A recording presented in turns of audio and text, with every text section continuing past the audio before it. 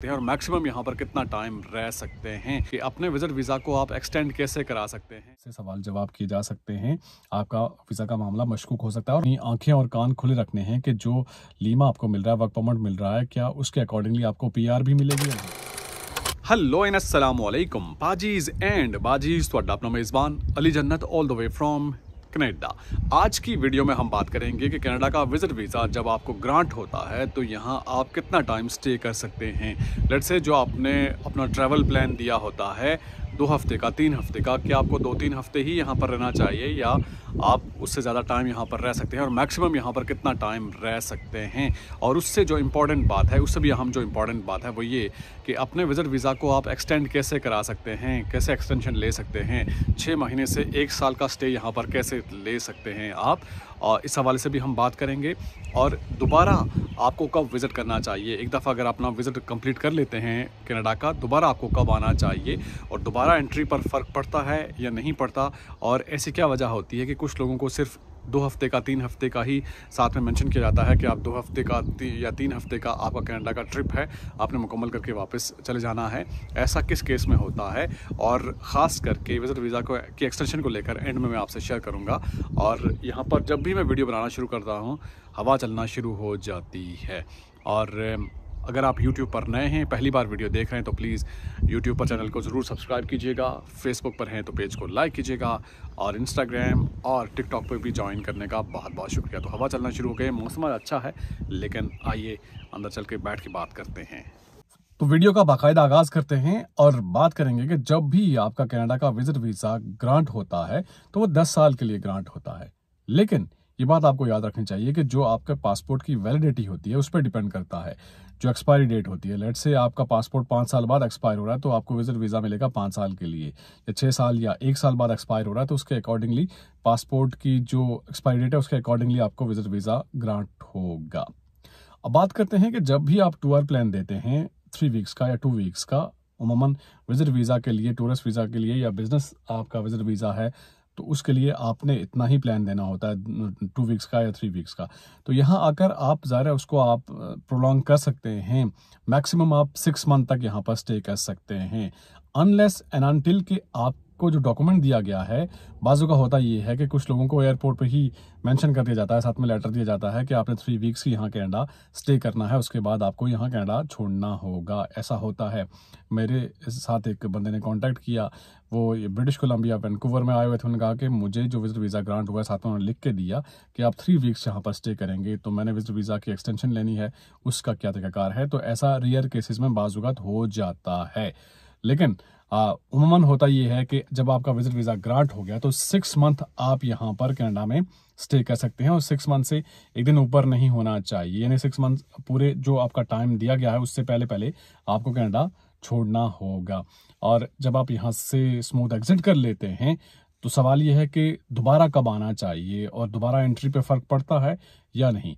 देखिए, अगर आप यहाँ पर कनाडा में 5 महीने लगा के जाते हैं, लेट्स से ये विजिट आप पे आते हैं यहाँ पर 6 महीने से पहले पहले आप चले जाते हैं, 5 महीने एटलीस्ट आप लगाते हैं, 4-5 महीने, तो दोबारा आने के लिए आपको जल्दी नहीं करनी चाहिए। दोबारा जब आप दोबारा एंट्री लेंगे तो एटलीस्ट आप 5-6 महीने का गैप ज़रूर दें, वक्फा ज़रूर होना चाहिए। और अगर आप यहाँ कनाडा आते हैं और 2-3 हफ्ते या 1 महीना यहाँ गुजार कर आप वापस चले जाते हैं तो फिर आप ट्राई कर सकते हैं 2-3 महीने बाद, यानी शॉर्ट इंटरवल के बाद आप दोबारा कनाडा आ सकते हैं। आपके लिए इतना मसला नहीं हो सकता, लेकिन थोड़ी सी आपको एहतियात करनी होगी। अगर आप यहाँ ज़्यादा टाइम गुजार के जाते हैं और फिर आप रेगुलर इंटरवल के बाद सेकंड एंट्री लेंगे तो सेकंड एंट्री पे फ़र्क पड़ सकता है, आपसे सवाल जवाब किए जा सकते हैं, आपका वीज़ा का मामला मशकूक हो सकता है और मे भी आपको कहें कि आप नहीं जा सकते दोबारा कनाडा। हो सकता है रेयर केसेस में, यू नेवर नो, क्योंकि ऐसा कौन सी आपकी जॉब है, ऐसा कौन सा बिजनेस है कि आप रेगुलरली दोबारा कनाडा ही आना चाहते हैं, किसी और मुल्क नहीं जाना चाह रहे। तो ऐसे में आपका मामला मशकूक हो सकता है और ऐसे में थोड़ी सी एहतियात की ज़रूरत है। थोड़ा सा गैप देके एक इंटरवल के बाद आप आ सकते हैं। तो मोस्टली यहाँ पर लोग जब विजिट वीज़ा पे आते हैं उनकी कोशिश ये होती है कि वो विजिट वीज़ा को कन्वर्ट करवाएं, अपना स्टेटस चेंज करवाएं। इसके लिए ज़रा उनकी तगदो लगी रहती है और ये टाइम टेकिंग प्रोसेस भी होता है, जैसा कि अक्सर बेशतर हम बात करते हैं। इसके लिए सबसे पहले आपको लीमा चाहिए होता है या लीमिया चाहिए होता है, जिसे लेबर मार्केट इम्पैक्ट असेसमेंट कहते हैं, जहां एम्प्लॉयर की जानिब से जो प्रोवाइड किया जाता है। ये वीज़ा एक्सटेंशन के हवाले से बात कर रहा हूँ, जो हमने डिस्कस किया कि जिस बारे में लोग सोचते हैं, चाहते हैं कि वो वीज़ा को कैसे मज़ीद एक्सटेंड कर सकते हैं। यानी 6 महीने के लिए तो ज़ाहिर है उन्होंने यहाँ पर रहना ही है, स्टे है उनका यहाँ पर, लेकिन 6 महीने से 1 साल वो मज़ीद कैसे रह सकते हैं, अपने टाइम ड्यूरेशन कैसे बढ़ा सकते हैं। तो लीमा के हवाले से लेबर मार्केट इम्पैक्ट असेसमेंट जब वो आप लेते हैं यहाँ एम्प्लॉयर की जानिब से, ये भी आपको ज़हन में रखना होगा कि लीमा और वर्क परमिट जो है जहाँ पर एम्प्लॉयर की जानिब से मिलता है, बहुत ही रेयर चांसेस हो कि आपको डायरेक्ट किसी एम्प्लॉयर से मिले लीमा वर्क परमिट, जिसके लिए आपको पे ना करना पड़े। लेकिन यहाँ पर ज़ाहिर है लोगों ने बिज़नेस भी बनाया हुआ है, और जो लीमा प्रोवाइड करते हैं, जो बिज़नेस ओनर्स हैं, जो वर्क परमिट प्रोवाइड करते हैं, उसके लिए आपको भारी रकम देनी पड़ती है, ठीक ठाक पैसे देने पड़ते हैं डॉलर्स में, और उसके बाद आपको वर्क परमिट मिल जाता है। आप यहाँ आपका स्टे और सारे मामला तो ठीक हो जाते हैं, लेकिन आपने ये भी देखना है, अपनी आंखें और कान खुले रखने हैं कि जो लीमा आपको मिल रहा है, वर्क परमिट मिल रहा है, क्या उसके अकॉर्डिंगली आपको पीआर भी मिलेगी या नहीं। चूँकि चीज़ें अब जैसे सूरत हाल चल रही है, आपको ज़ाहिर इस तमाम तर मामलात पर नज़र रखनी होगी कि वो चीज़ें आपको फ़ायदा देगी भी नहीं। आप पैसे भी पे कर रहे हैं, आप सारा वर्क परमिट भी ख़रीद रहे हैं या लीमा ख़रीद रहे हैं, और उसके बाद आगे वो नॉकआउट और तमाम तर चीज़ें, वो सारी चीज़ें आपने देखनी हैं। और बेहतर है कि आप किससे मशवरा लीजिए, बजाय इसके कि किसी के कहने पे कोई आपको कह दे कि मैं आपको कम कीमत पे प्रोवाइड करूँगा, या आप इस तरह से ले लें, इस प्रोफेशन का ले लें। तो वो देखना होगा आपको, ज़रूर किसी से मशवरा कर लीजिए, किसी एक्सपर्ट से मशवरा कर लीजिए, ताकि आपको आसानी हो। स्पेशली तो अल्टीमेटली आपने यहाँ पर परमानेंट रेजिडेंसी ही लेनी है ना, आपका गोल तो यहाँ पर सिटीजनशिप है, पीआर हासिल करना है, सेटल होना है। तो ऐसा ना हो कि आपको वर्क परमिट और लीमा तो मिल जाए, लेकिन उसके बाद आगे आपकी सेटलमेंट ना हो सके। और बात कर रहा था कि जब आप यहाँ पर प्रोसेस करते हैं, तो एटलीस्ट लीमा के लिए आपको कम से कम 4 महीने लगते हैं। यानी लीमा का अप्रूवल और तमाम तथ्यों के विजिट वीज़ा से जब आप स्टेटस चेंज करते हैं, तो इतना आपको टाइम कम से कम चाहिए होता है।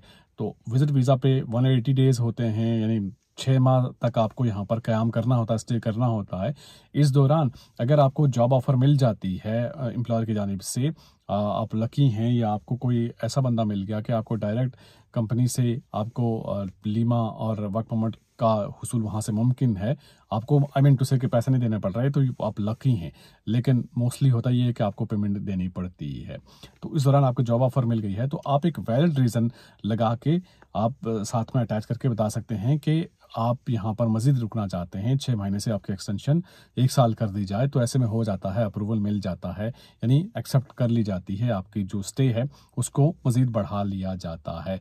तो ऐसा नहीं है कि स्टे नहीं बढ़ती, ऐसा नहीं होता, लेकिन आप उसके लिए एक प्रॉपर रीज़न देंगे, आपका रीज़न वैलिड होगा, तो डेफिनेटली आपको स्टे मिल जाएगा। और ऐसा भी है कि यहाँ पर लोग 6 महीने से 1 साल, 1 साल से आगे 1.5 साल तक ज़ाहिर उस तरह से स्टे लेते रहते हैं।